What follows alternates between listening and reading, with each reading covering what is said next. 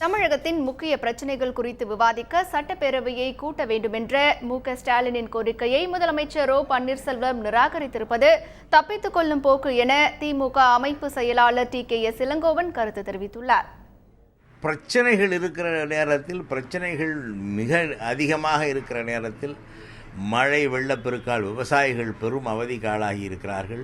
5 தமிழர்கள் அங்கே தூக்கு தண்டனை விதிக்கப்பட்டு இலங்கை சிறையிலே வாடிக்கொண்டிருக்கிறார்கள். பல்வேறு பிரச்சனைகள் இருக்கின்றன. பொதுவாக 6 மாதத்திற்குள் சட்டமன்றத்தை கூட்ட வேண்டும் என்கிற விதி நடைமுறைக்கு உதவாத விதி.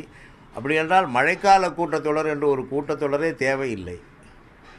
ஆண்டுக்கு 2 முறை கூட்டலாம். 6 மாதத்திற்கு ஒரு முறை சட்டமன்றத்தை கூட்ட வேண்டும் என்றால் ஆண்டுக்கு 2 முறை கூட்டினால் போதும் என்பதை ஒப்புக்கொள்வாரா?